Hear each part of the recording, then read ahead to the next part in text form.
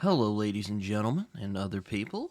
I am Britton. Welcome back to Britton's Hangout Hour. And today we have on, it's episode 113. We have on Dennis M. Myers of Automated Empire fame. And you might also know him because he makes appearances on Town Square in Talking Stories Town Square. So, how you doing today, man? Doing all right. Doing all right. Feeling productive. Yeah, we were talking about that not long before we started here today. Yeah. Um, it's kind of interesting getting here because I asked you if you wanted to come on my show, and you were like, "Well, there's some stuff going on, and I'm not entirely sure at the moment." And then Yeah. I'm like, "All right, cool." And then a few weeks later, you were like, "Yeah, I think I could do it now. Things seem to be calming down a bit." And I'm like, "Okay, yeah." And then we're here now. So, how are Well, you? So, I, doing pretty I hit good. a rough patch in September. Mm-hmm. Lost my job again. So for the second time in a year, I got laid off. Oh my god. Um, and my wife was on a non-refundable plane trip to Thailand. Oh That's where no. she's from. And so she's on the other side of the planet, and she was my moral support. Um, with finances gone and with her gone, I got myself into a funk for a while. Mm. Yeah, that Uh, happens, man. yeah, yeah. It's like when COVID happened, I just a lot of people spent that time reading and kind of catching up on things that they hadn't really been doing because they've been busy with life.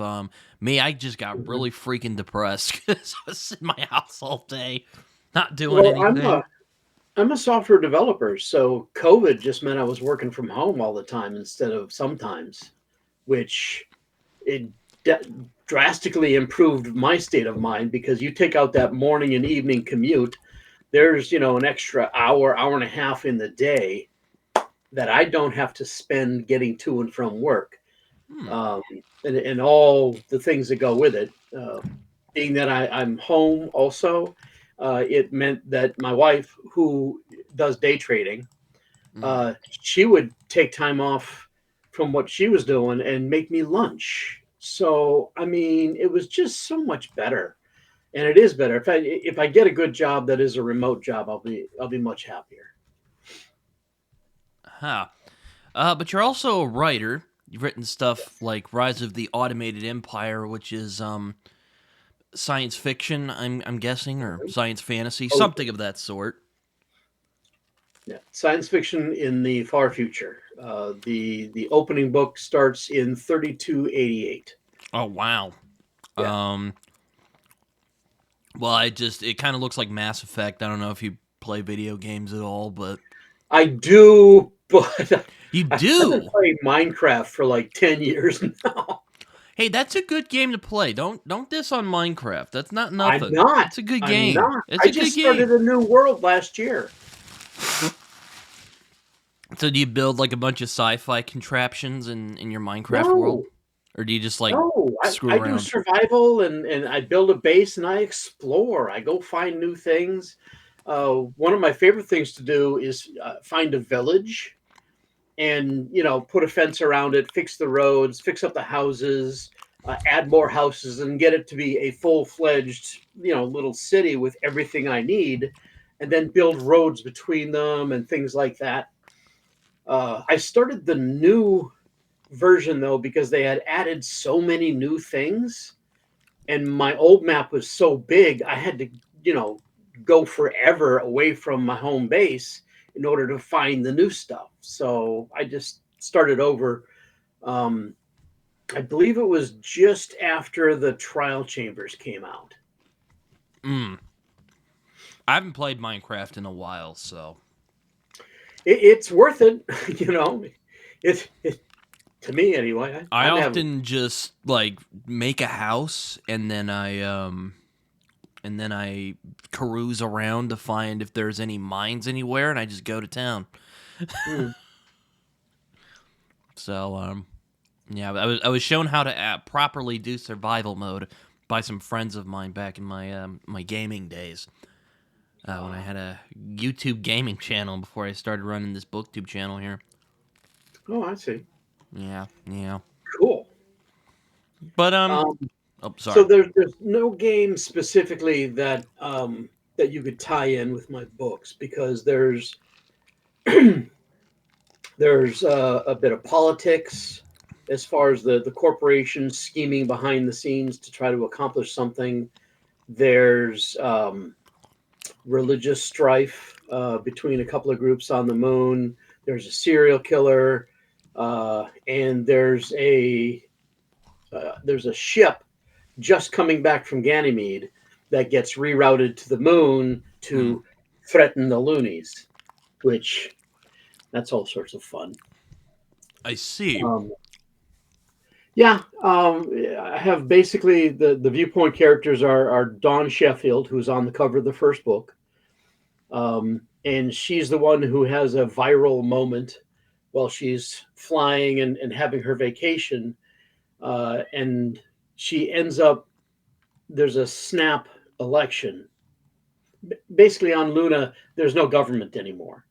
It's all automated, and everybody follows the rules. The rules have been set up for 1,000 years, but every once in a while, something happens that the system can't handle, and it couldn't handle this religious strife between two refugee communities, basically, and so they decided to have an assembly, Mm, final assembly. And the assembly's job, 7 people, their job is just solve that problem and see if you can set up the automated systems to handle it in the future, if they can. That's it. That's their entire job. Uh, but it gets complicated by the serial killer and by the corporations deciding to make their move, and all sorts of fun ensues, which picks up in the second novel. The second book takes place at the capital of the corporate federation, and then the succeeding 2 books basically conditions get worse and worse, and eventually the fourth book is a war story. So I see. I see. It's So it sounds like a lot's going on in your books. You know. yeah, I have multiple viewpoint characters in each book. They switch up. I have different viewpoint characters. There's a few that are in at least 3, and one that's in 4, but I switch them up quite a bit. And just so you know, not all of my viewpoint characters make it to the end of the story. Oh no! Oops. It's like Game of Thrones. You know, not everyone makes it.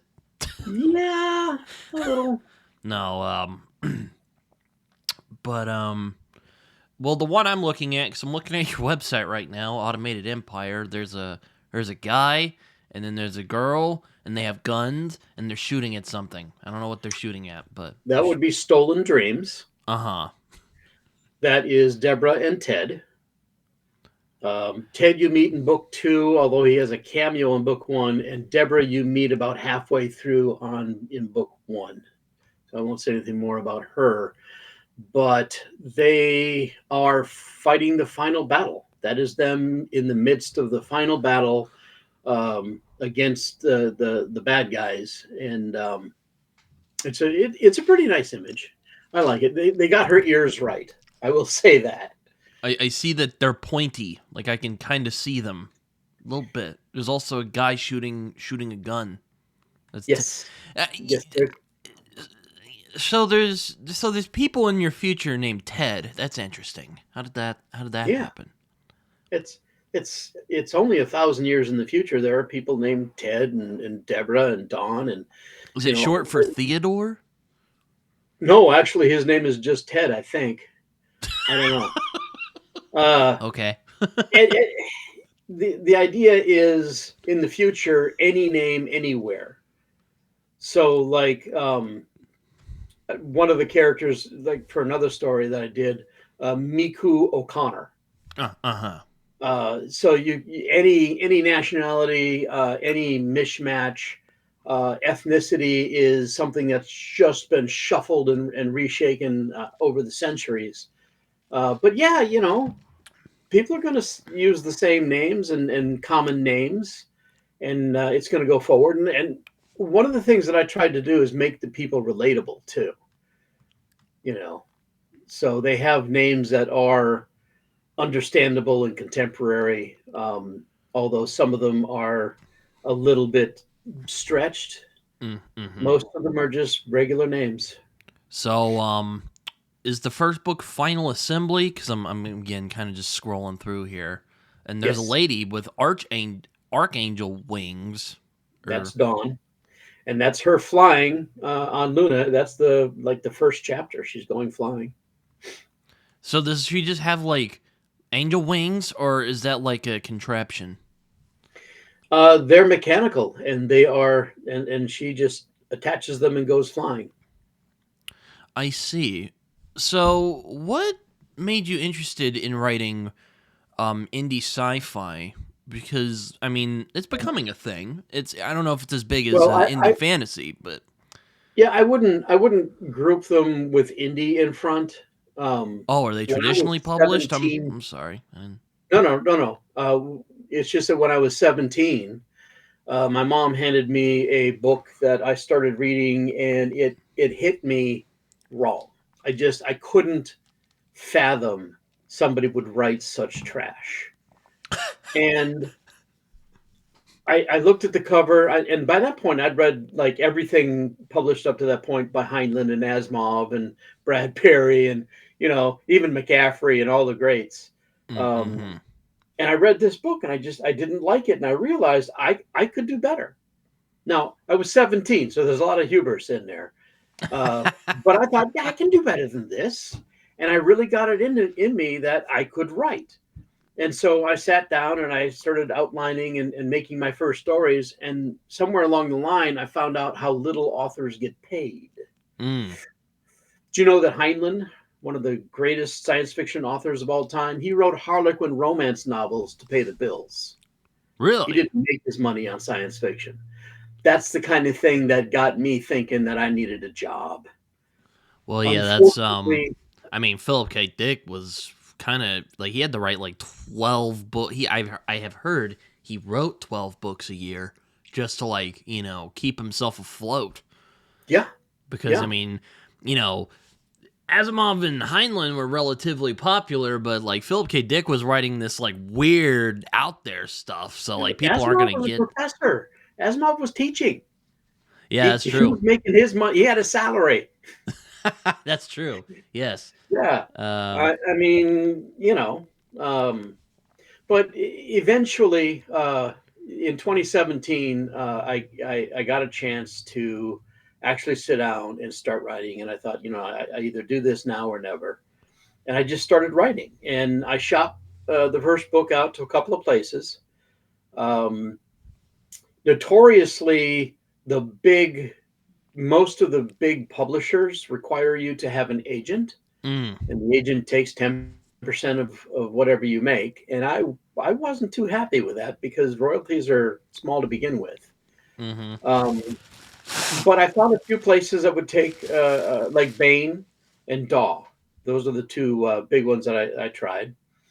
Um, I got some good comments and feedback, and eventually I was picked up by Chris Kennedy Publishing. Now it's a small press. It counts as indie because that's kind of a broad bucket. Uh, but he puts out a lot of military sci-fi, and if you like military sci-fi, you really ought to check it out because Chris's gig is finding ex-military people to write military sci-fi, Mm. and they do a lot of it. There's like a book a week coming out of that shop. Unfortunately for me, I'm not writing military sci-fi. I'm writing regular science fiction, the kind that the old Heinlein and Asimov and Yeah, it like looks very. I mean, I'm not read Foundation, so take this with a grain of salt. But it seems very foundationy, like big empires and stuff like that. Which I mean, I'm um, sure you'll probably go, "You're wrong, you dumb whippersnapper." But I'm just kind of. no, no, no. I took inspiration from Asimov and Heinlein's Connected Universe. Have you Mm, read a lot of Heinlein? I have, yeah, I've read. I've read his famous ones. Like I've read Starship Troopers. Moon is a Harsh Mistress is my favorite because, well, Okay. I Have you read the identify with Rolling it Stones? politically. Have But Have you read the Rolling Stones? no, I have not. Okay. In the Rolling Stones, my favorite character, and this is like the third Heinlein book I read in like seventh grade. Okay. Mm-hmm. In Rolling Stones, one of the characters is Grandma Hazel, Mm. and Grandma Hazel Stone, and Grandma Hazel was one of my favorite characters. She was so much fun. And then I read Moon is a Harsh Mistress. Mm-hmm. Near the end of Moon is a Harsh Mistress, the 16-year-old girl named Hazel Mead, who we'd been seeing once in a while and was kind of cool, Hazel Mead marries the Stone brothers, and that's when I realized, oh my God, that's Grandma Hazel. Oh wow, I didn't know. Well, I haven't read the Rolling Stones, so that's probably why. Right. But that's Well, she interesting. turns up again in The Cat Who Walks Through Walls. Hmm. If you read that one, that's Hazel again. Um, Isn't that one of the but ones where during the later part of his career where he really went weird? yes, Oh boy. yes.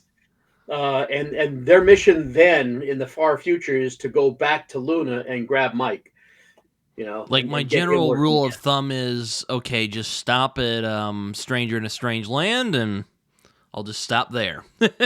No, I'd say read them all because all of them are good in their own way.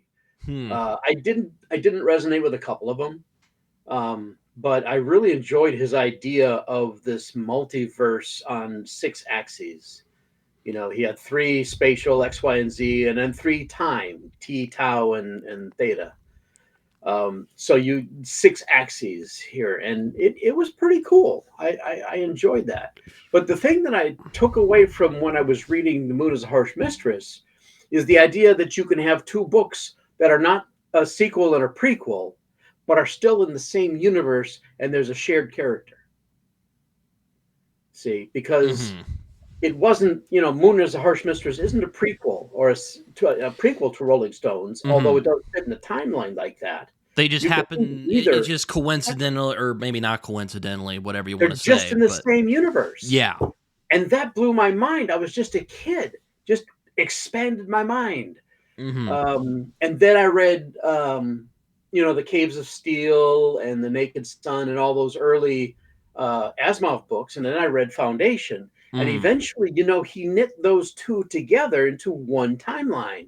Whereas the robot from Caves of Steel shows up in the Foundation. Mm-hmm. There's I'm. even somewhat related in the TV series. Oh, Did you interesting. see the Foundation TV series? I have not. No. Well, Um. the one of the characters turns out to be a robot. Mm. The person in that position would have been our Daniel Oliva from Caves of Steel in the Hmm. original story. I've only read the iRobot stories, the original one Mhm. from Asimov. And I really liked them. Now, I Really? won't say like they're the most character driven pieces, but they're very well plotted and I really enjoy the I'm a big AI nut. So, like, Mhm. well, not like I'm not like a, computer program kind of guy. I don't know about that stuff, but I'm really fascinated by AI is what I'm saying. Yeah. It's one of my favorite sci-fi tropes is what I'm getting at. Well, that's definitely part of what's going on in my novels. Is Oh, I'll have to read them then. yeah, At some in point. in Final Assembly, they've had AI services doing specific jobs, and they're all limited to doing one specific thing. And at points, because they're divided regionally, it causes some problems for what they're trying to get done. Hmm. And eventually, they create this one overall entity, and they call it the automated governor or Mm. autogov, to run all the AI services. And somebody jokingly says, "Hey, isn't that what our ancestors were scared of?" They're like, "Yeah, nah." I'll have to give that a look then. Just a hint. It's called Rise of the Automated Empire. Just saying. Oh boy. So that's probably going to Yeah. go wrong, isn't it? Not in, well, I'll let you decide. Look, I've got 4,000 years of history to go. Rise of the Automated Empire does not get into, later eras of the empire. So I'll say that much. So is it a Um, war against the automated because they're getting too much? it's complicated. Okay. I mean, here's the root I question was that about to say, drives like, what's me. the gist of the conflict in this then? But, Well, in this one, it's the corporate federation wants to rule everything. oh, And okay. Uh-huh. in the corporate federation, there's one corporation in particular who wants everybody to merge under their corporation so that they're in charge of everybody. Mm. So And like a yeah, monopoly. exactly, exactly. And they just want everything. That it's one guy just wants everything. So it boils down to greed. Mm-hmm. Has a lot of Um, things often. but Is the result at the end of book 4 is the entity is created that will become known as the automated empire. mm, okay. I see. I see. Right. And I've got several series planned out that are just like Legends of the Automated Empire, Flagship of the Automated Empire. And currently I'm working on Agent of the Automated Empire. And 4,000 years in the future, I have outlines for Fall of the Automated Oh Empire. man, so Oh, you got a whole cinematic universe going on over here. I do. I do. And my goal is just to write like trilogies.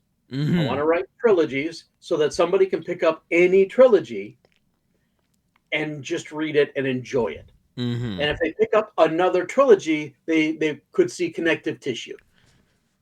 Yeah, I was gonna Like, ask who inspired you, but you mentioned like Heinlein and Asimov. yeah. Is there anyone else you would like add to that list? Oh, there are so many. Um, I suppose. I mean, Orson Scott Card did until he kind of uh, got a little bit too religious on me, He went off the rails, if you will. if you will. But also, I've had a few friends like Charles Gannon, Chuck Gannon. Um, when I was writing adventures for Traveler. In fact, my first published words were in Challenge Magazine number 45 back in like 1990, I think. Um, in there, I was writing alongside Charles Gannon and a few friends, and I met him before he became a well known author. Mm-hmm. And he inspires me because he's gone big. And in the second magazine I was in, there was a short story by a man named Michael Stackpole. And he went on to write things like I Jedi and the Rogue Squadron and things like that. So Mm-hmm. he's a well known author as well. So those people inspire me. I see. I've never really like been grabbed by Orson Scott Card. I read Ender's Game when I was a little younger, and I was like, Mm-hmm. eh, it it's Mm-hmm. fine. Though there's some people who are big sci-fi aficionados like myself who are like, Britton, you should read Speaker of the Dead, and I'm like, It is not the same as the first book. It is a very different book.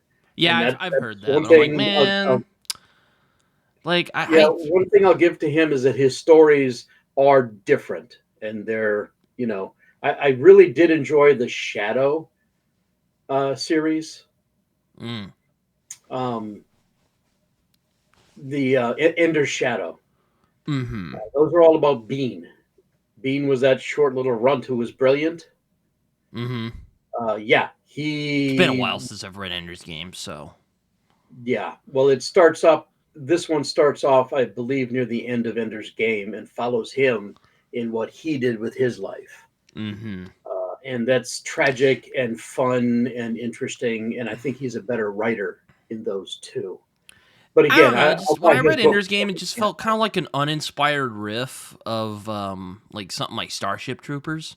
I'm just like, Mm. At least in my opinion. I'm sure I'm probably going to anger some Orson Scott Card Yeah, fans when I say that, but you know. it's okay. That's okay. Starship Troopers. I really enjoyed Starship Troopers. I wish they would make a movie of Starship Troopers like the book, um, because it's such a great book and such a great read, and there's philosophy in there that's really worth studying and considering. hmm There's a whole breakdown of fascism and how it might work. Um, it's very interesting. Yeah, I think Heinlein. I've mentioned this before because I have a show called The State of Science Fiction, and also Mhm. just in other podcasts where I've talked with other people who like science fiction as much as I do. I think Heinlein is a very misunderstood figure. Um, in science fiction, I don't know if you would agree with me or not, but um, What I have come to find out is a lot of people reading books assume that whatever the protagonist believes is what the author believes. uh huh. And that is not how it works, folks. You know, I have a serial killer as a viewpoint character in my first book up over here, and I am not a serial killer. Although I will admit it was a lot of fun writing from his point of view. Well, that's a little unsettling, but you know what? I take that point. I Yeah, agree. I concede to that point. yeah. Heinlein wasn't a fascist, anything but. He was more libertarian. Yeah, I was about to Uh, say, like, if you want like more of an idea of like what he believed, like, Moon is a harsh mistress is probably a better. yes. But but really for me, I think he was interested in ideas and exploring them honestly. He wasn't really interested in, um, oh, what would be, what would be a good word for it? I would say preachy, but there are some books where he gets kind of preachy, like Stranger in a Strange Land. He gets a little preachy in that, but Mhm. A little, a a little little. bit. Um, I enjoyed him because he explored different ideas and yeah, different concepts. You're right, like time travel, the door into summer. It's a hmm wonderful little time travel story. The stakes are so small and personal, but you get into the story and it's very interesting. Um, that and I loved All You Zombies, which is a short story. It is a time travel short story paradox. Are you talking about All You Zombies? Because that was my first Yeah. Heinlein story, and because I saw a movie called Predestination, which is basically like which is an adaptation of that story, and Yes. it cracked my head open. To be honest with you, I was Yeah. like, whoa. Predestination. They did it fairly well. They added a little bit extra on there, and Uh huh. I don't think it was needed. But I've always liked the story and the idea of the paradox, and that's probably why time travel won't work. Yeah, no, I am. And I'm generally very picky with time travel because, like, good Mhm. lord, it can get convoluted in like a second if you don't play it well. Unless Yes. it's like have you ever seen Primer? I don't know how many like sci-fi movies you've watched, but have you ever watched Primer? Yeah, I saw that one. Where that's basically the point of the movie. Like, if time travel were real, look how complicated it would get. Yeah. Which, I yeah, but like, I'm real picky about time travel though. Like, 12 Monkeys is probably my favorite time travel film. 12 Monkeys, the series? No, the movie. I haven't watched the Oh, series did yet. you watch? Oh, the series was awesome, man. The I series have was a friend who great. loves it. I want to watch it at some point, but like, I'm like, Oh, oh man, I love the movie so much. yes, Like, yes. The movie is great, and if that's all you want, that's fine. But yeah, the series is definitely worth a watch. It's a very different universe mm-hmm. than the one that you start with, and different actors, of course, in the roles, but they tie it in to the point where the movie is a different universe, and it's like canon that Huh. there are So it turns multiple into like a universes. multiverse thing. Yeah, yeah, Interesting. and they do that, and it is just it is a wild ride, and I enjoyed it to no end. Good Interesting. series Yeah, that's and it's an awesome finale. I will say that. Interesting. All right. Yeah, I do like multiverse stuff, like parallel universes. I love that shit. Like, I really Yeah. like Man in the High Castle by Philip K. Dick, which plays all with that. Yeah, Unless, I started the television series of that, but never really, and it never really gelled for me because it seems like it was more Nazis and Imperial Japanese stuff than it was science fiction stuff for me. So maybe I had to wait a yeah, little bit longer. yeah, yeah. You know, I'm actually reading a an alternate history book right now called The Yiddish Policemen's Union, which is Oh, I haven't about heard of that. hey, what if Jews, instead of going to Israel where they're at now, what if they went to Alaska? I've only read like 100 something pages of it, but it's You fun. know, there's a republic in the Federation, the Russian Federation, Mm, that was also founded by Jews. interesting. So wait, so it's like It's a Jewish Russian organization? yeah, it's in the Russian Federation, and nobody ever talks about it. But yeah, Is that in your book? no, no, that's in real life. Oh The wow. real Russian Federation. Oh okay, yeah. Yeah, Well, I mean, I yeah, think Lenin was a Jew as well, Jewish person, if I yeah. I recall don't know. correctly. Or I know Trotsky was. I'm talking about communist Russia. You can correct me Yeah, in the well, comments if you want. People who are interested in that.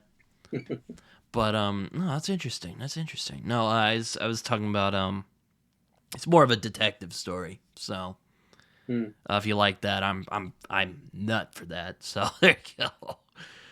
yeah. Um, Um, I, for alternate history, my favorite again, Orson Scott Card, um, Seventh Son. I don't The think I've heard of whole that one. Maybe I I have. forget I forget what the name of the series is, but it's basically an alternate history in America where magic works. Huh. Interesting. And so the United States of America didn't form the same way. There are differences, and yeah, it's I enjoyed that. He's basically the guy is the seventh son of a seventh son, and he can do things. He has magic, Interesting. and I'm sure you can find them at a used bookstore somewhere. Yeah, it's again. I'm just kind of. I don't generally read like alternate history unless it's like, well, I've read Philip K. Dick. I'm reading this right now because I like the author of the Well, of. if you like fantasy, then I would recommend that one. Well, I do That like it's fantasy, so pretty good. Yeah. yeah. And if if your political views have you on the side of Orson Scott Card, then go ahead and buy them. Support the author. No, I'm not going to say don't buy them. I'm just saying I can't. I'm not that much on the right. Fortunately or unfortunately, I'll let that be You know, decided by the audience. I'm Uh, more of a libertarian myself, but that seems to be, I it's believe got in freedom. overran by racists at this point, so that's not Yeah, fun. yeah, Or at least absolutely. that's what I've noticed from I don't really follow politics that much anymore anyway, so Well, it's hard not to though. It's like an addiction it at it, some it points. is, and it's a disappointing hobby. I'll say that. Yeah. Uh, However, if you look at my T-shirt store, there are at least two T-shirt designs that say Pete 28. So, you know, if anybody wants to guess who I'm supporting in 28, there you go. No, oh man. But yeah, I mean, going back we were talking about time travel. Hmm. Um yeah, I'm real picky about time travel. Sound of Thunder I really like, but I don't know a lot of people. I have not Yeah. met anyone who doesn't like that story. So, Endgame, the movie Endgame had oh, the a Avengers Endgame? Yeah. yeah, That was pretty good. it had an interesting take on time travel with, you go back and you branch off, but then when you come back to your branch, Mhm.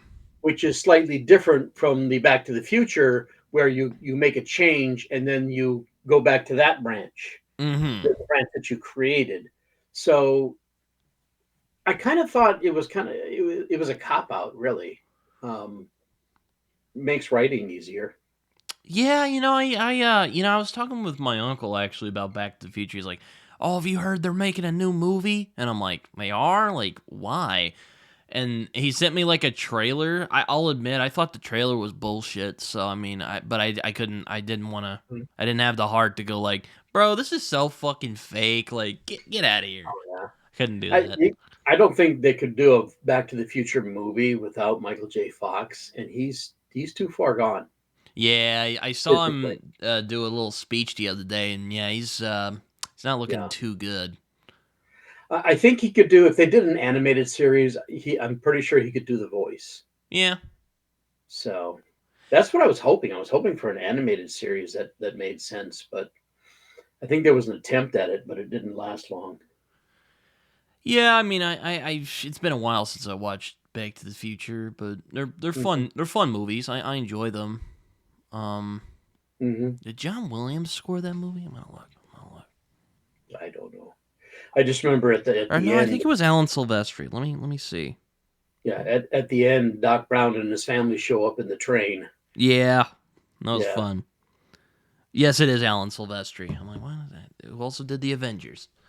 Anyway, but yeah, no, uh, yeah, no, going back to science fiction. Hmm. It's fun. It's fun genre. It's one of my favorite genres. I've been really bad at keeping up with it recently because I'm like, I'm There's so picky about what I want. It's really frustrating, you know. Well, what kind of stories do you like? Oh man. Well, if I'll go with tropes. I'll try and make it easy on myself. I like stories about Hmm. AI, Hmm. so I like that. I like stories that make me think very intensely because that's why I read science fiction is to. Hmm. But I like science fiction about the human condition as well. So because like a Okay. lot of people say that science fiction is the literature of ideas, and science fiction has a bit of a advantage over some um genres because like the idea can you can kind of form the story around the idea. You don't need pesky things like plot and character if you Hmm. don't want to anyway.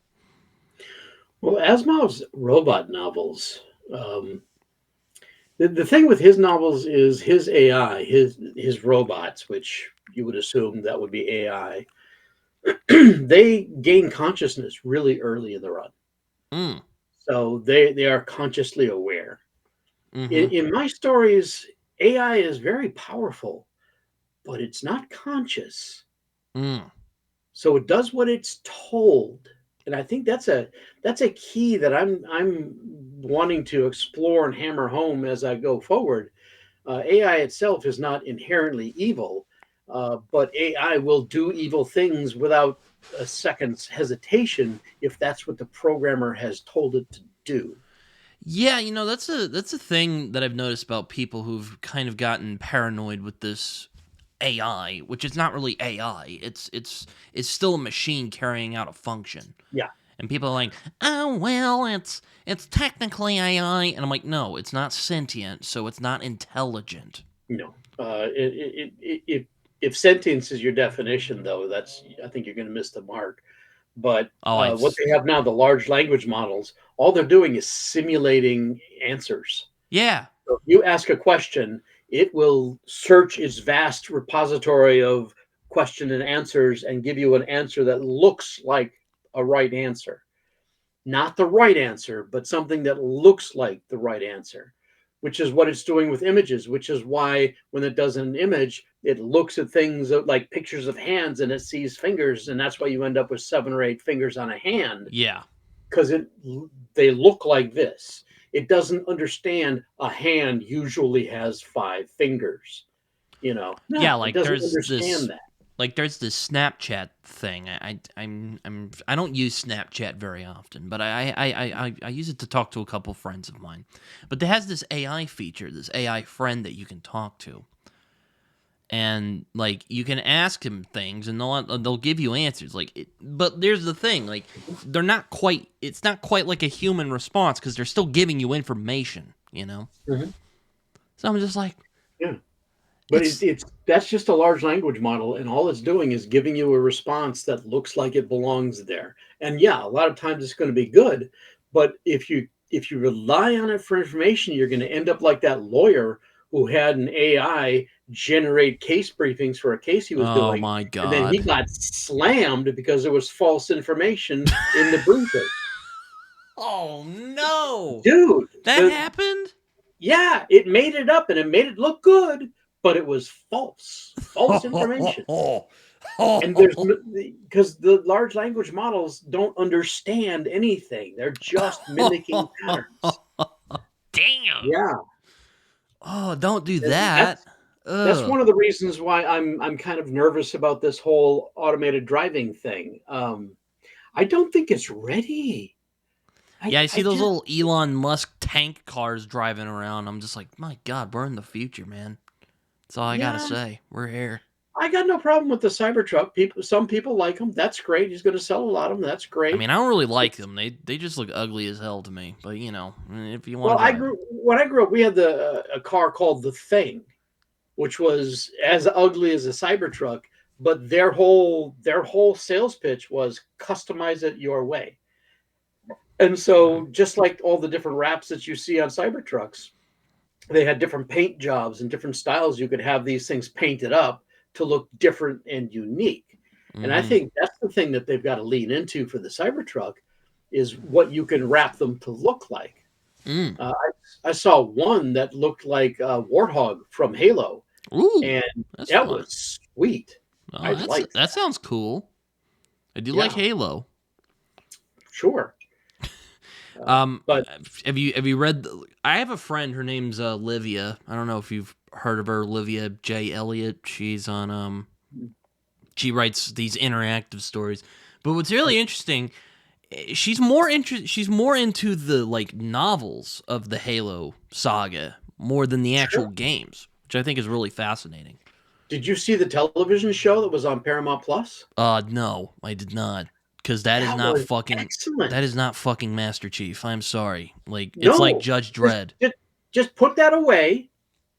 But as a science fiction show, see, here's where I'm coming from. I don't play Halo. Nah. I've got no investment in the character whatsoever. So I took it as this is a science fiction TV series, and I loved it. It was really good, and I really wanted to see more. And I get that people say, "Oh, it's nothing like the game." Well, no, it's not. This is a TV series based on the idea. It's the same with like the Foundation. The Foundation series on Apple is nothing like the books. I mean, there's a few similarities thrown out here and there with the names and stuff, but there, so many differences with the TV series. You have to just set aside. Okay, the books are over there. I've read them. I love them. This TV series is not them. It's not even trying to be them. Seriously, not even trying. Mm-hmm. Okay, but it's good. It's a good story on its own. So that's where I get into it.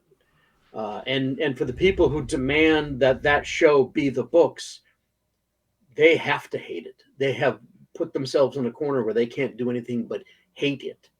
It's like, Um, okay, do you read comics at all? yeah, I used to more as a kid though. Like, do you know what Judge Dredd is? Sure, You've seen the movie with like, I've seen both you've movies. seen both movies. Oh Okay, yeah. it's like in the comics and in the Dredd movie from 2012 with Carl Urban in it. They Hmm. understood Dredd does not take his freaking mask off. Like the mask Ever. is his face, Yes. which is why the '90s movie, which I do have, I have a lot of fun with. It's a fun movie, but like that's not Judge Dredd. I mean, Right. I do love me some Sylvester Stallone. Don't get me wrong, I Hmm. love me some Rocky. I love Rambo, but it's just Right. like it's like that. So if you can, And that's where if you want, just think of it as that's an alternate universe with some guy with the name who likes to take his helmet off to get screenshots. You know. But yeah, Carl Urban did a much better job with the character, in my opinion, and I enjoyed it. But you It's like that with Master Chief. Like the dude does not take his mask off. Just like, oh sure, like and again, yeah. alternate universe. This one does, and of course, what it really boils down to is it's hard to get an actor who doesn't want his face on the screen. Yeah. I mean, you talk about Emily Swallow, who plays the armorer on the Mandalorian, and she had to be told before she took the role, your face is not going to show. You know, Yeah, I think that was and the same thing with Pedro Pascal, well, with no, they show exceptions, his of course. face once in a while. They do show his face once in a while. Yeah, that's in his contract. Yeah. What kind of sucked about the Boba Fett show is the best episodes were the ones with Mando in it. And then they just have the reunion with him and Grogu. I'm like, there you fucking go. What are you going to do in season 3? That should have been season Yeah, 3 of The Mandalorian. But I digress. I'm not going I into the Star Wars I rabbit get hole that right they now. I get that they wanted to tell Boba's story. I liked Boba's story. I just kind of think they should have intermingled that as part of season 3 of The Mandalorian. Mm. Maybe even instead of the whole Mandalorian arc. Uh, I don't know. It just seems like, and then there were 2 whole episodes that you got. What, six or 8 episodes, and 2 whole episodes were Mandalorian episodes. How is that a proper series? It just no. I just think that it should have been a part of the Mandalorian series going forward. Um, but overall, I did enjoy Book of Boba Fett, and I wanted to see more. Um, a lot of it was though because I love Ming Na Wen.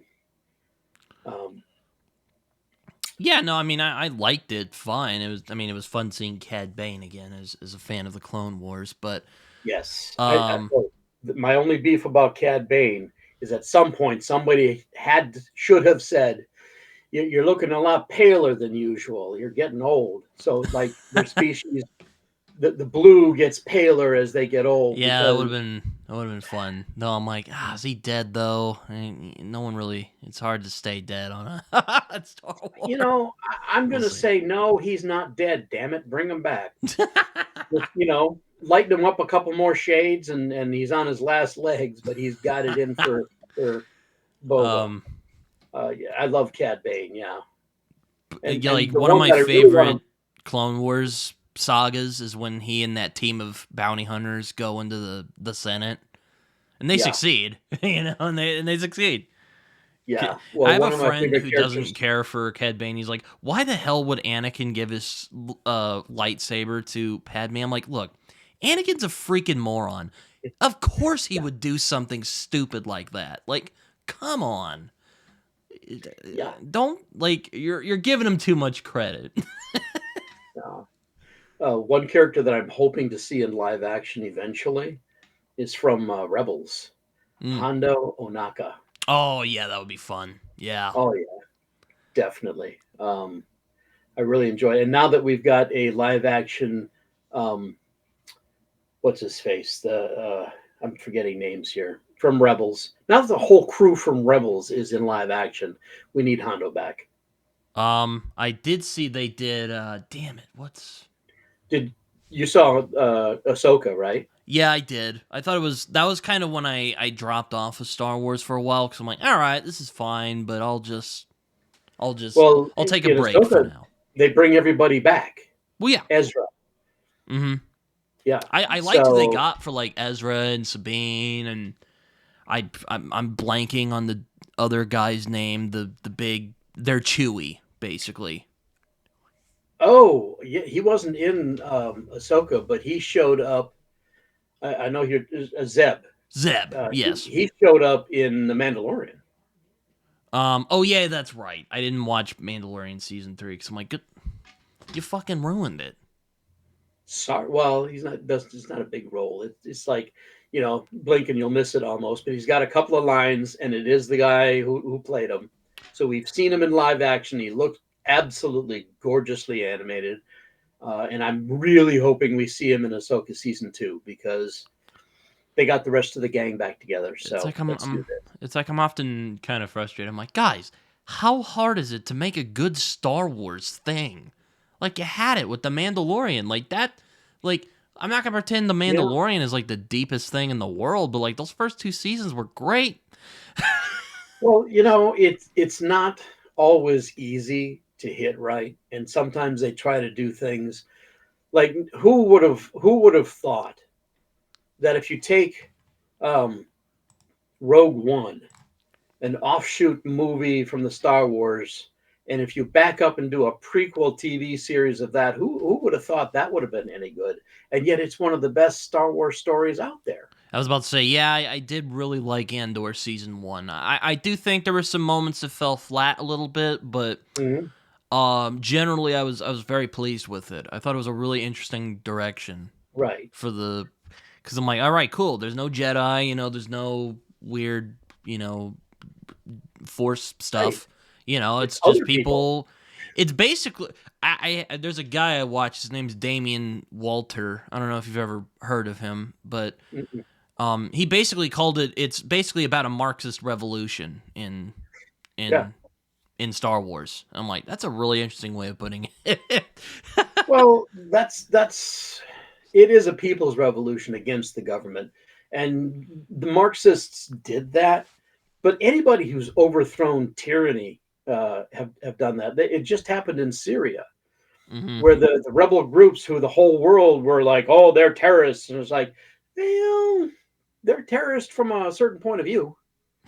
Um, but now that Assad is gone, they're setting up an actual government, and they're trying to bend over backwards to be like, decent people, at least as far as I can see.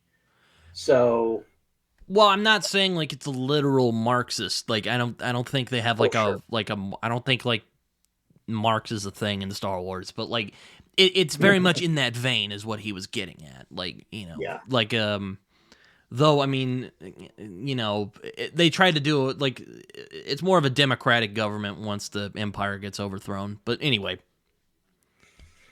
but like that's the Yeah. idea, like the kind of grassroots kind of I really like it's like, yeah, not all of these like rebels are like, great people. And there's some of them who will stoop to some pretty extreme levels to Yeah. And do what and my they favorite feel they need to characters are do. people like Hondo Ohnaka, and because you're not sure what side he's going to be on this time. Yeah, he's great.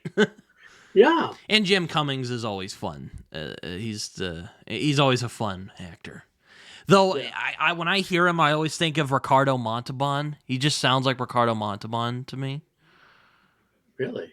Yeah, he does. Like, just listen to his voice and think of like Wrath of Khan. You'll be like, that's Okay. that's what he sounds like to me. Yeah. But Hmm.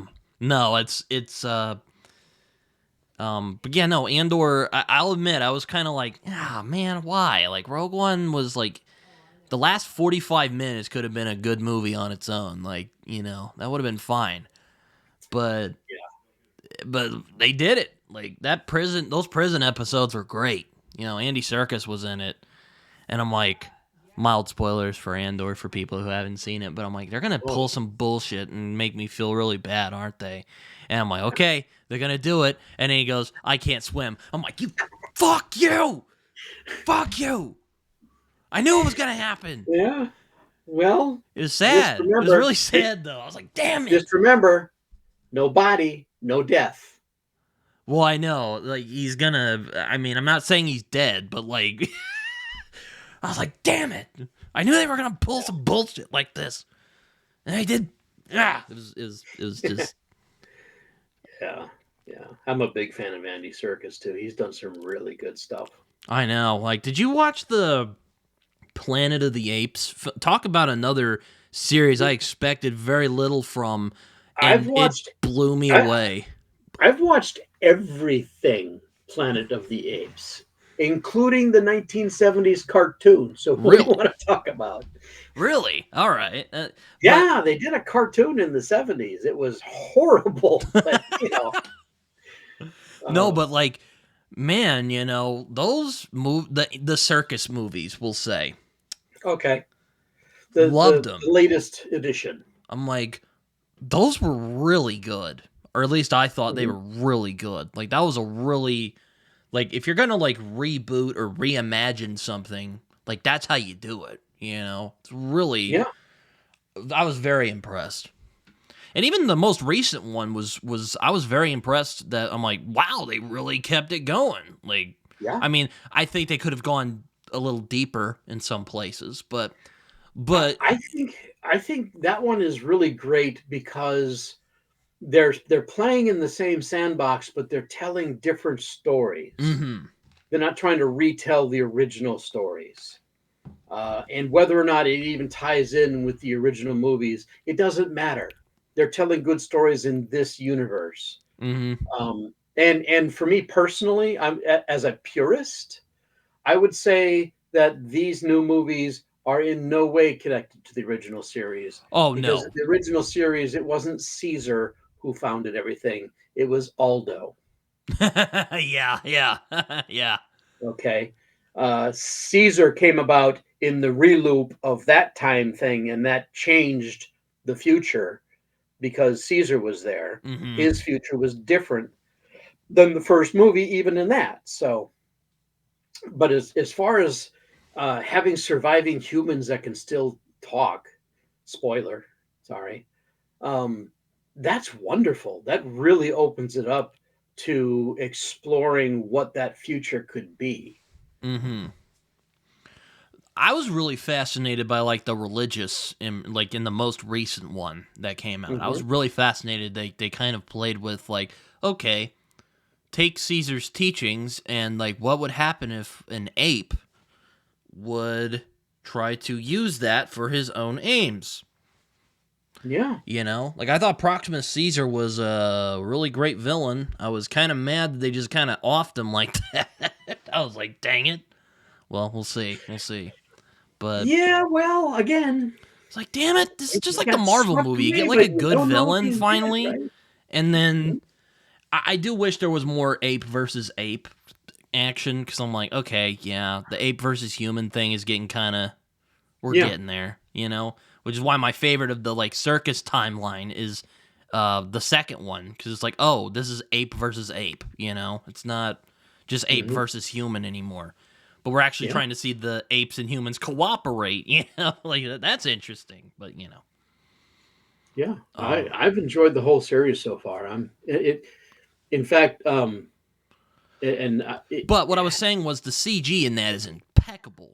Like right. War of the Planet of the Apes, like that looked real. That is insane. Yeah. I was playing with the idea of having my second series be Dawn of the Automated Empire, and then doing War for the Automated Empire, not like that. But I didn't. I won't go there because Dawn's a character, and that might mean something that I can't make it mean. Hmm. But in the series, in the book, one of the characters on the assembly is somebody who, in her prime, was the best known actress in the whole system. Interesting. Okay. And her claim to fame was she was in the first three Waters of Europa. She was in Waters of Europa, Beneath the Waters of Europa, and Escape from Waters of Europa. But her character died in that one. The is, current is one that is play? Conquest of the Waters of Europa, and by book 4, I've got Battle for the Waters of Europa out. So, I mean, if you can't tell, that's a big Planet of the Apes nod. Just saying. That's awesome.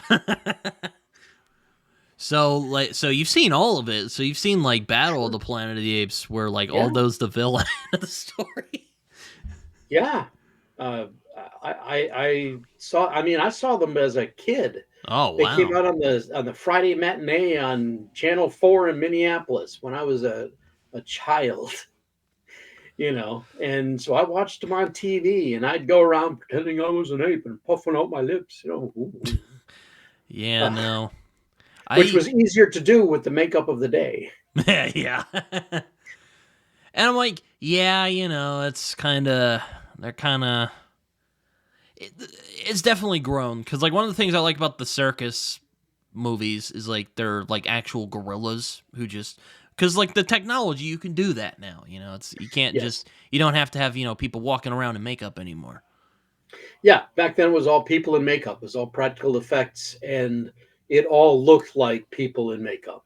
But back then, Sure, it everything still was looks like good that. though. I think. So yeah, yeah. But you just accepted it because that's what everything looked like.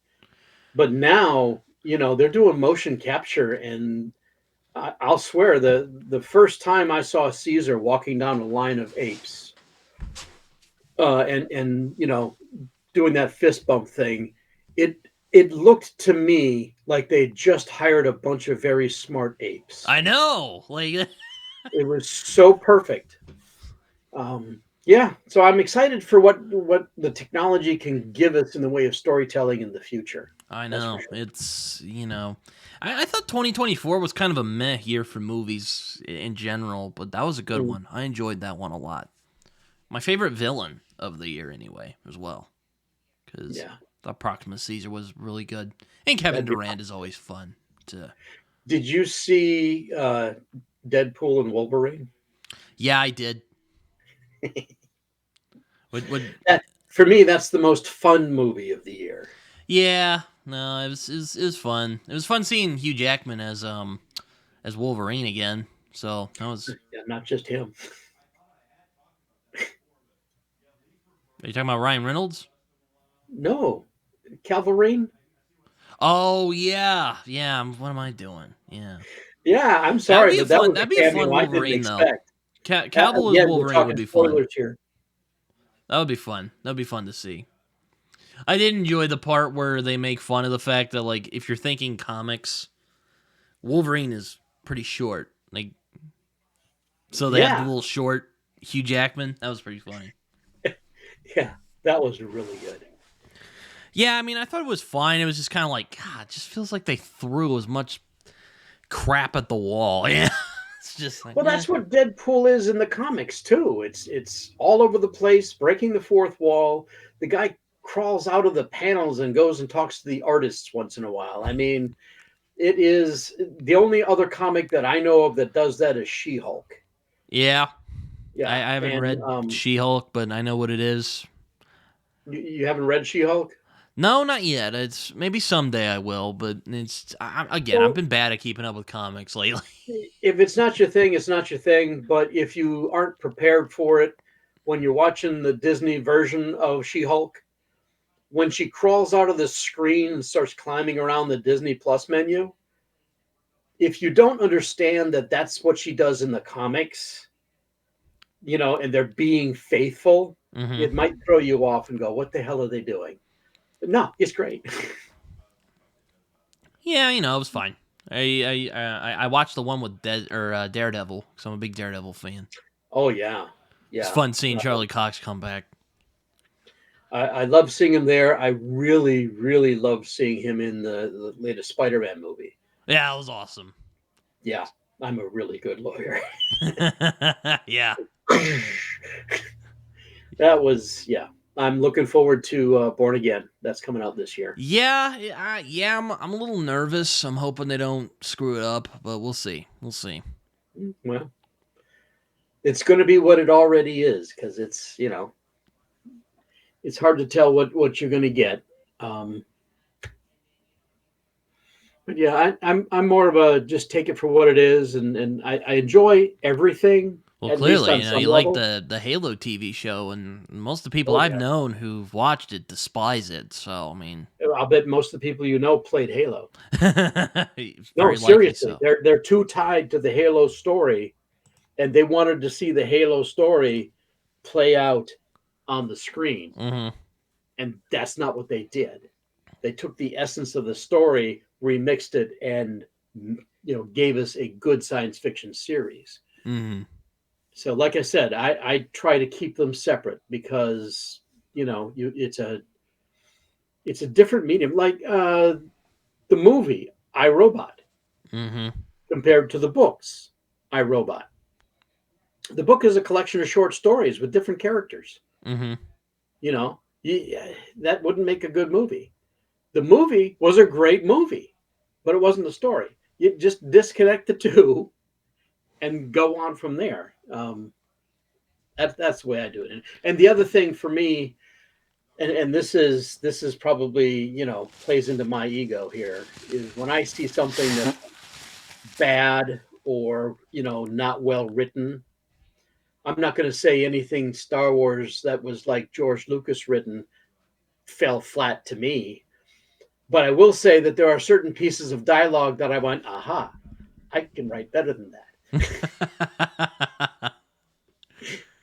I'm So, just like saying. when Anakin rants about sand, were you just like, oh my god? Yeah, I'm just saying. There's people who actually give the prequels the benefit of the doubt now because the sequel trilogy was so bad. Yeah, yeah, and like I said, I can write better than that. I have written better than that, and I will write even better yet because I'm still getting better. Yeah,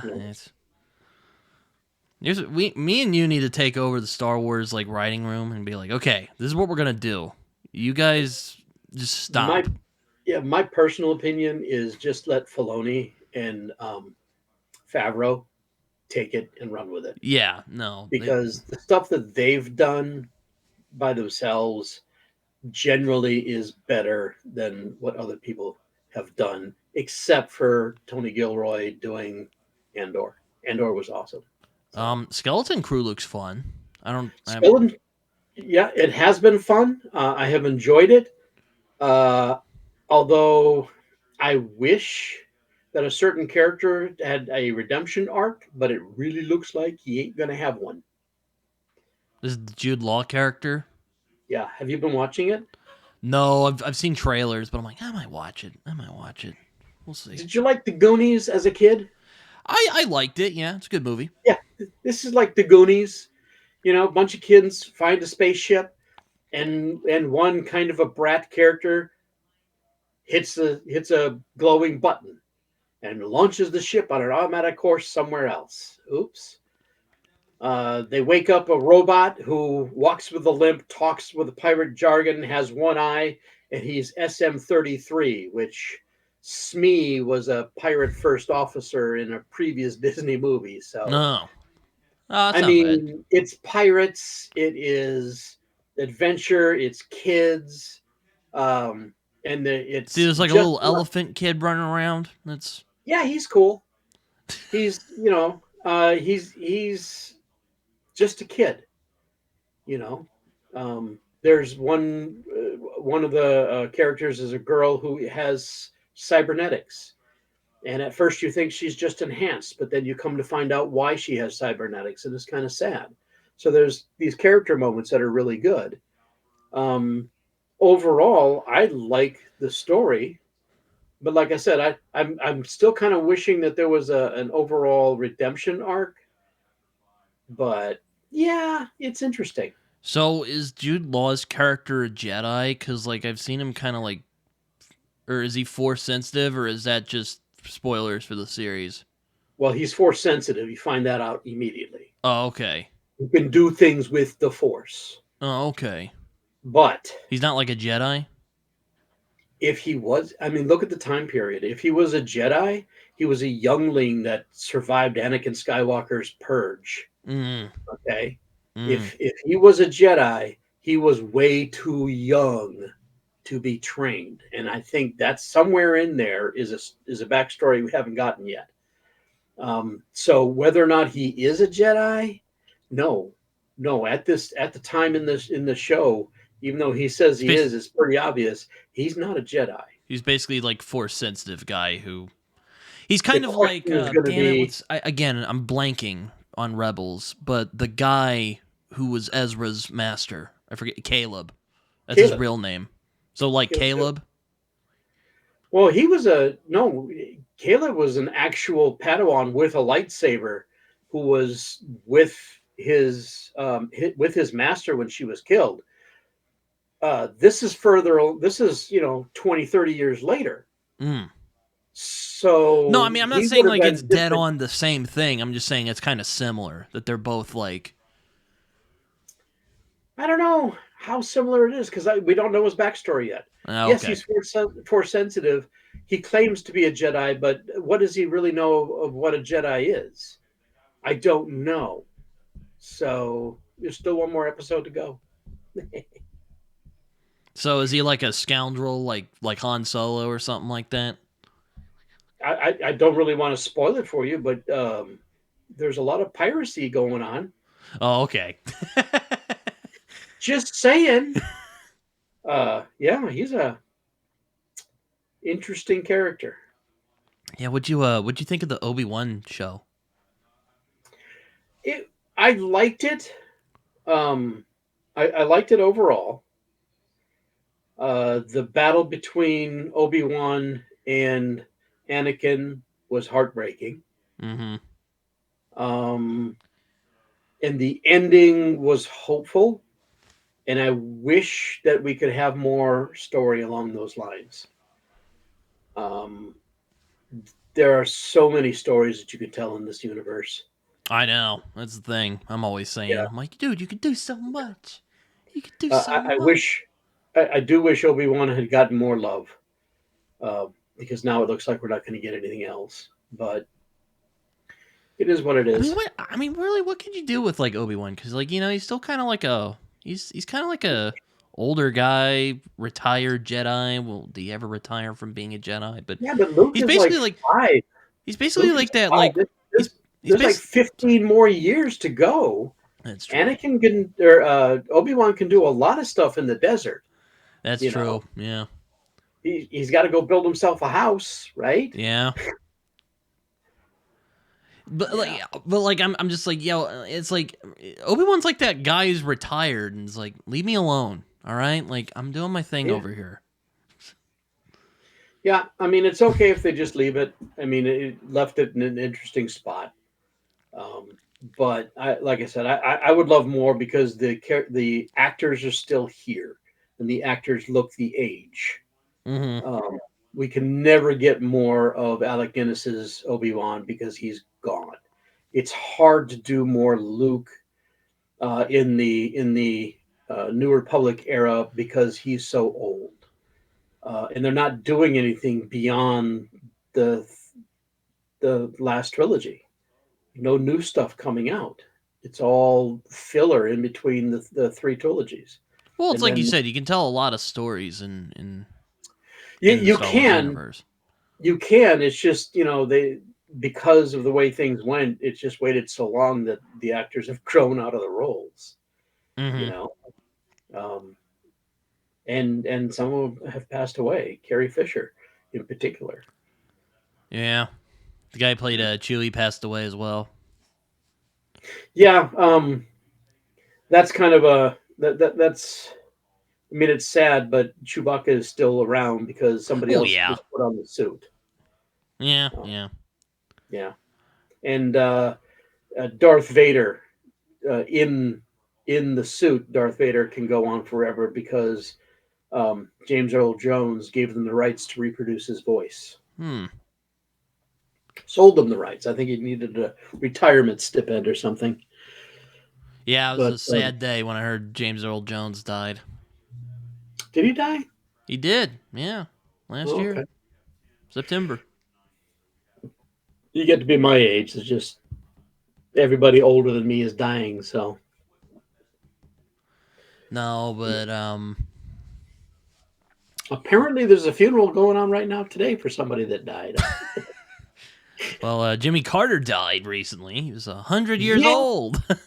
he's 100 years old, and I remember when he was president. He And made just it. He made put a it to little one. He made it a century. to put a little spin on how old I am, I remember presidents before him. Oh man. Do you like Star Trek at all?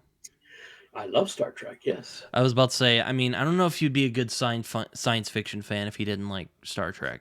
So I Oh, don't really consider Star Wars science fiction. Like it's kind of that weird. I say it's science fantasy. So yeah, I try to steer clear of labels because I think labels just they try to push you into corners. But I enjoy Star Trek as much as I enjoy Star Wars. And no, they're not going to have lightsabers in Star Trek because everybody knows that light would pass through each other a lot easier than passing through steel, which for some reason is the opposite in the Star Wars universe. I mean, seriously, their beam of light can cut through iron, but it can't cut through another beam of light. It's a fantasy story. It doesn't make sense, Dennis. Right, It's not supposed to make exactly. sense. They needed swords. They needed swords. They're Um, space samurai, Dennis. I grew up on Star Trek as like the number one only science fiction series for a long time, and then suddenly we got Space 1999. That at the time that was it. Star Trek Space 1999, and then one evening I'm going around the channel. I don't know how well you know old TVs, but their dial used to go around, and there was only like 12, 13 notches on the dial. That 13 because the 13th spot was taken up by UHF, and there was a second dial for UHF, but nobody messed with that. But I had like 6 channels, and going around the dial, there's just nothing on, and then there's this guy with a big floppy hat and a large scarf, and he's battling what looks like a trash bag. I thought, well, that looks stupid, and I went around again, and I came back to that same channel. It was PBS, and now there's a girl talking to the guy in the floppy jacket, and my first thought was, oh, she's kind of cute. And I watched it, and I was like, oh, this is science fiction. Okay. Lousy special effects. That door just shook, but okay. And that was how I fell in love with Doctor Who, with Sarah Oh, Jane. you're talking You about watch Star those Trek. I'm like, what are you talking about? you watch those old Doctor Who episodes, and their special effects were worse than the old Star Trek episodes. Well, okay, to be fair, I mean, I'll admit I haven't watched the old Who, but Who is supposed to be kind of campy. Like, Yeah, yeah. it's The kind of like thing Star is, Trek in that way. Like, you don't watch the original again, Star Trek and think, this is serious, stirring, deeply eh, thought-provoking science fiction. eh, there were some funny moments. There were some funny moments on the original Star Trek. The Trouble with Tribbles was hilarious. I was about to say, so when Kirk fights that like Godzilla guy, he's clearly just a dude in a costume. Like that's not funny. Now, I will note, this is No, 21st century, grew up in the 21st century me talking, so you can take that with a yeah, grain of salt if you want. no, But, no. I get it. I get it. You've never seen costuming that bad. I grew up with it. It's like when you go look, to the it's theater. not a bad costume, it's just funny. Yes. No, but when you have you ever seen a play at a theater? Yeah, Along the edges, everything's painted black. yeah, It's black. You don't look at it. uh-huh, It's set structures, and you just accept what's on in front of you. mm-hmm, Doesn't matter if there's a board over here. It's painted black. You don't look at it. mm-hmm, It's the same thing. You accept the concept of what you see on the stage. If somebody comes out wearing a Gorn outfit, they're a Gorn. They're playing a Gorn. It doesn't matter because that's what the special effects were like back then. For mm-hmm. me, the Gorn was fine. It was, a guy in a suit, but everything was a guy. Godzilla was a guy in a suit. Yeah, but Um, Godzilla looks pretty good, though, still. I'm not... old Godzilla, old Godzilla was a guy in a rubber suit stomping on miniatures.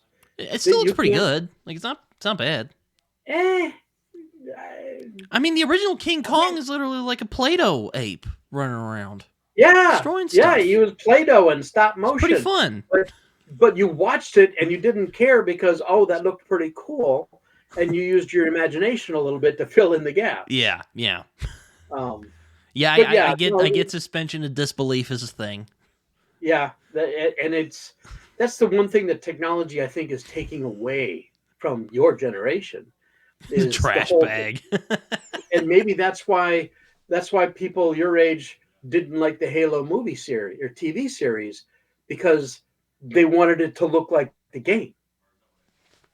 The game is their canon, and the series didn't follow their canon. Mm-hmm. That's very possible. No, but I'm a big Deep Space Nine guy. I love. It's probably my favorite Star Trek. I don't know what yours is, but Oh, I couldn't. Over the years, it's shifted and changed. If you want to talk current running series, Strange New Worlds, hands down. Mm. I think Ensign Mount plays a great Pike. But I also really loved Prodigy, and I'm hoping there's a third season of Prodigy. Um, but yeah, all of them over the years have been good, and they to me they just keep getting better in their own way. And yeah, Discovery kind of stumbled the first season when they introduced us to Klingons that didn't look like Klingons we were used to. Decisions like that. Again, I take it as don't ever do that kind of mistake. I'm learning from the experience. But the story was cool. The story was great. Told about the war that we had with the Klingons. That's all canon. And then the idea of taking someone who was a first officer, knocking her down to she's in prison, and then bringing her all the way back throughout the show to where she finally sits in the chair and becomes captain. Hmm. That was an interesting story arc. I haven't watched Discovery, so I'm not. Oh, So I'm not. well, I'm not. sorry, spoilers. You know, when I watch it, I'll be like, oh yeah. I've watched the original series, which I like, which is fun. Mhm, I've watched the Next Generation, which is also fun. mhm, I don't know. I really like Deep Space Nine because it's like okay, mhm. because there's the idea of Star Trek being kind of like this semi utopia. I felt like Deep Space Nine actually made it feel like this is a universe. Things happen Yes, here. Like there's still going to be conflict, even though we've overcome things like racism and all that. right, right. Now one of my gripes with Star Trek is no, Gene Roddenberry. People are not just going to outgrow religion. Sorry, that's not happening as far as I'm concerned. But Yeah. I won't rant about that today. Well, if you like The Next Generation, you're probably going to enjoy Picard, especially season three. Yeah, I've wanted to watch it, but I'm just kind of like, kind of Star Trek'd out at the moment. Been Star Trek'd out Well, for a while. I'm going to say Star Trek Picard for people who like The Next Generation and Voyager and Deep Space Nine in that era. Picard was a continuation of that. The first couple of seasons are a little bit slow and different. But then the third season hit, and the third season was a Next Generation reunion. And it was awesome. And you got to see the Enterprise D, F, and G on screen. And I loved that. It's like, I especially loved when they talked about why the E couldn't be there, and they turned to Worf and he said, "That was not my fault." yeah, no, like it's like this, like Star Trek is like they're like pulp adventures, which are fun. Hmm. I enjoy them for what they are. Hmm. Next Generation, similar thing, except you know, it's another generation of people. But like Hmm. Deep Space Nine, though, for me anyway, it's like okay, this is a world. Things Hmm. like it's basically proto Mass Effect, kind of for me anyway. Right. And I mean, I'm not saying like Star Trek should be realistic or anything like that, but it felt plausible to me. The verisimilitude was very well done, I thought. I Yes. was in it, I'm like, I think Ducat's a very good villain. Oh, he was one of my favorite villains. I loved him. Definitely. Yeah. Like it's like, I mean, I don't know if we'll find alien, adventurers in the future or anything like that. Maybe we will. But like, you know, the idea of, Star Trek being kind of this utopia, I'm like, yeah, there's still going to be problems though. Like they're still going to fight Hmm. people. Like we're still going to have fights, there's still going to be like political strife, It's still going to Yeah. happen. In my first book, it's like I said, 3288. It's 1,000 years in the future, and Now the there are two Ferengi, refugee. Hmm? I don't like the Ferengi. They're just a bunch of annoying little shits, but you know Yeah. what? I can deal with them. Well, I have two. Basically, they're refugee colonies that came up for various reasons. Are they like Ferengi? Mm, they're the Mormon Catholics and the neo Shinto fundamentalists. Oh. Um, and they're next to each other, but they don't really mix, and so there's this underlying animosity. Mm. And one day, as two groups of students from one from each side are out, somebody picked up a rock and threw it. Oh no. They're outside. It's space. They're wearing suits, and it cracked the faceplate. You know, not big, no no harm, no foul, but that's the beginning, the spark of the conflict that the assembly has to go solve. Interesting. So no, there's still conflict. There's still different religions. Um, the Mormon Catholics actually play a bigger role So, in. do you mean like Mormon Catholics, like they're just the Mormons and Catholics, or in your world they've like combined into like a weird, unholy religion? In my world, hundreds of years ago, a certain individual who was born and raised as a Mormon made a deal with the president of the Mormon Church and went and converted to Catholicism and worked his way up and eventually was elected Pope. And so once he was Pope, he went to Salt Lake City and talked to the current president, who had to open up an old letter, and went, okay. And so he resigned, and they voted the Pope president of the Mormon Catholic Church, and they merged it together. Wait, don't you have to be Italian to be the Pope? No, the No. current Wow. Pope is Argentinian. I mean, Oh come yeah, on. that's right. I'm an idiot. Yeah. So, I mean, it's a plausible story, but the idea is he then sets about merging other churches, and so they spend several hundred That's years actually pretty clever. merging. That's a good. That's actually not Yeah, bad. That's not a bad idea. yeah. So, the Mormon Catholics, for me, it was a way to have a religion that seemed familiar fundamentally, Mm-hmm. but wasn't a specific religion that exists today, so I could poke fun at them. Fair enough. I mean, Yeah. I mean, if times. I just had the Catholic Church and then said Pope Madeline II, somebody's going to get mad about that. But this is the Mormon Catholic Church, Pope See, a Madeline little more II. wiggle room there. I hear you. I hear you. Yeah. So That's that actually could be a fun story on its own. The guy makes a deal with the Mormon. Write that down, man. Dude, it's already written down. I just have, I have other stories I want to tell.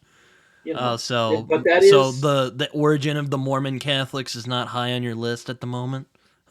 no, just having them around is fun though. It's like, did you know Jesus Christ came to America? And then they do the whole Catholic thing. I can that sounds fun. The fifth book I wrote, which hasn't been published yet, is the first book of a new trilogy, Flagship of the Automated Empire. Mm-hmm. And spoiler alert, at the very tail end, I'd like to do stingers, Mm. chapters at the very end So that are not connected, mm-hmm. but could lead to like sequels and stuff. At the very end, the Mormon Catholic colony ship shows up. So it's going to be, they're in my universe. They're a part of it. So But I like, was going to say it's 5:30 now, and at some point I got to go feed my wife. oh, okay. Well, I mean, I won't hold you for too much longer, but I will ask just for clarification here, real quick. Hmm. So is it like Mormon hyphenated Catholic, No, or did you it's just like Roman combine the Catholic, words? Mormon Catholic. Okay, fair enough. Hmm. I will ask you this before we go, if you don't mind. How'd you find John in Talking Story? How did I find John? Um, it all started with a conversation with Christopher Acchio, who I've met a few times, and he's given me some good advice. And one of the things that saved his Sun Eater series, when it was just a couple of books out and it was flagging, and he was struggling to find his audience, is that Mike and Mike's book reviews picked it up, read it, fell in love with it, and started spreading it around to other booktubers. Mm. That drove sales to the point where Christopher was finally able to quit his job and live off of what he makes writing. And so he recommended that I try to get the attention of booktubers. Hmm. And I've tried a couple here and there. I sent all four books to Mike at Mike's book reviews. Probably a mistake to send them all at once because he showed them, said thank you very much, put them away, and then promptly forgot about me. Even today, I doubt he even knows I exist. Except eventually, I did send him a coffee cup, so I'm hoping.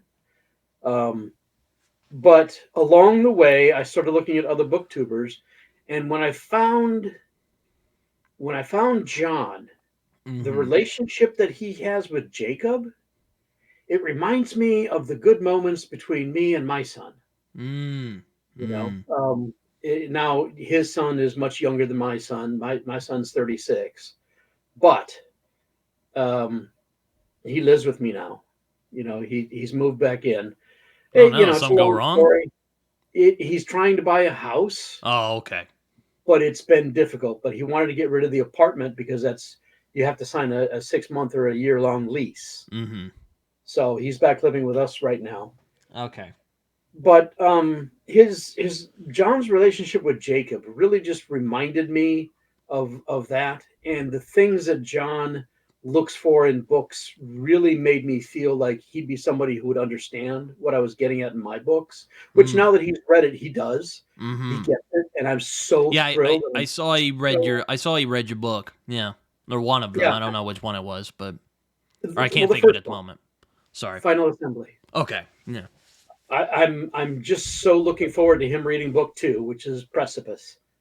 And Precipice is book two of the four books in my first trilogy. Yeah, Again, you're just doing a whole cinematic universe. I hear you. I hear you. yeah, yeah.